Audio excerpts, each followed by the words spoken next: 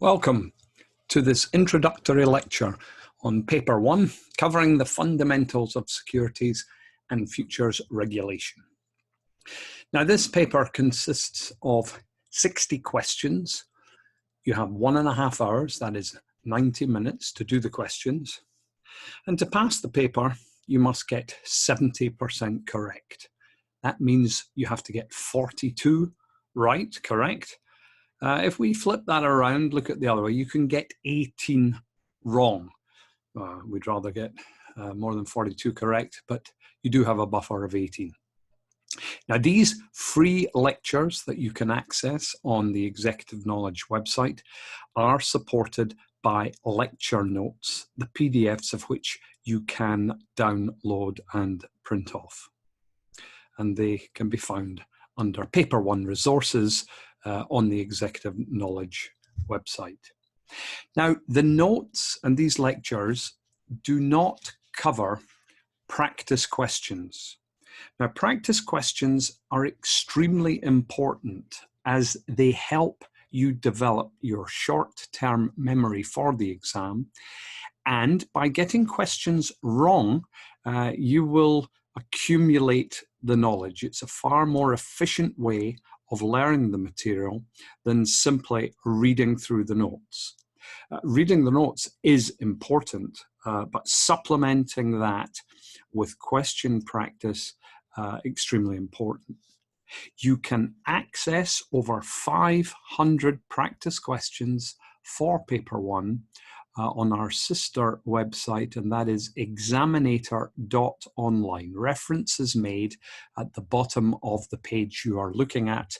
So if you go to examinator.online, move to the Paper 1 icon, you will be able to get access to over 500 practice questions. And with that, you will also get audio explanation of the answers. Okay, the purpose of this lecture is to run through the contents of Paper 1.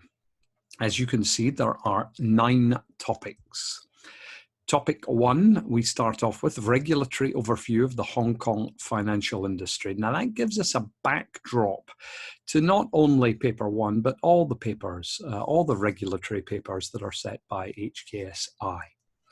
Topic 1 introduces and develops the concept of the financial regulators in Hong Kong.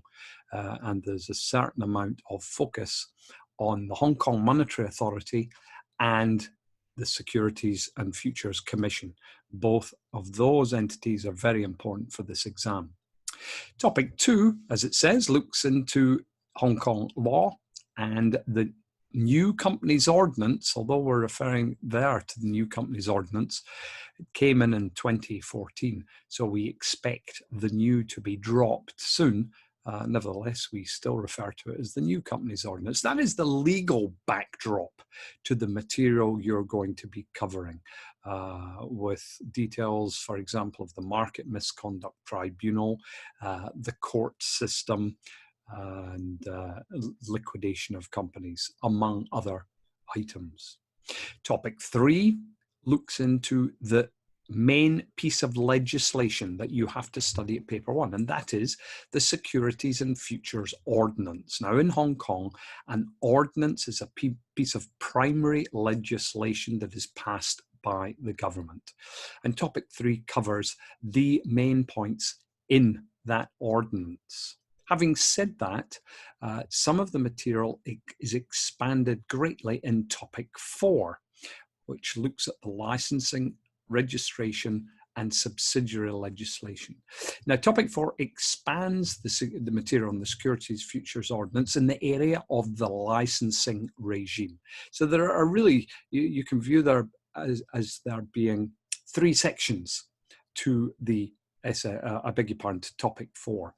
The licensing regime, secondly, subsidiary legislation, and those are the rules, for example, the financial resources rules, the client securities rules, and the third section looks at the definitions of the regulated activities. The SFC's regulated activities, for example, regulated activity number 1, dealing in securities. Moving on to topic 5, business conduct and client relations. This looks at how intermediaries and their representatives should behave with regard to clients and the outside world. And this is covered in the Code of Conduct, the Fund Manager Code of Conduct, the Corporate Finance Advisors Code of Conduct, and one or two other sundry points. Topic 6 looks at how intermediaries should operate internally, focusing on business operations and practices. And we have to consider internal control guidelines that have been published by the SFC and anti-money laundering legislation.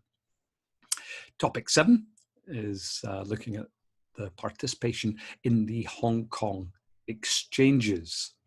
Now, very technical, very Hong Kong specific. And we cover the concept of exchange participants and their role in securities trading and settlement. We also look at the securities referred to as options, traded options, and also futures contracts that are traded on the futures exchange. Topic 8 is titled Accessing Public Capital, and we're looking at two regulated activity types. Activity type 6, which is corporate finance advising, and activity type 9, asset management. Under corporate finance advising, we will be considering listings, listing rules, and the process of listing on the Hong Kong Stock Exchange, and the Code on Takeovers and Mergers, which regulates the world of mergers and acquisitions. And finally, topic 9, market misconduct and improper trading practices. Well, that's exactly what we look at. We'll discover there are 6 categories of market misconduct. And if you are involved in one or more of those, the SFC takes that very seriously because you're bringing the whole market into disrepute. And you can be prosecuted either under civil law or under criminal law. And that brings into play the Market Misconduct Tribunal and the courts. Topic 9 also looks at the concept of cold calling. And if you are cold calling certain parties with a view to make a profit, it is illegal. And finally, improper trading practices. These are trading practices that are frowned upon, but they're not as macro as the market misconduct activities. Nevertheless, you can be prosecuted. And we go over the different categories and the definitions of the improper trading practices. Well, good luck with your studies on paper 1, and remember to complete as many practice questions as possible on examinator.online.